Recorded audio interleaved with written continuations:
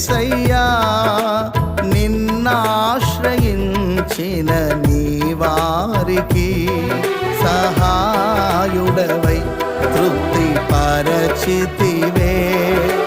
సముద్రమంతా సమృద్ధితో ఆనందించెద నీలో, అనుదినము కృప పొంది ఆరాధించెద నిన్నే ఆనంద ధ్వనులతో.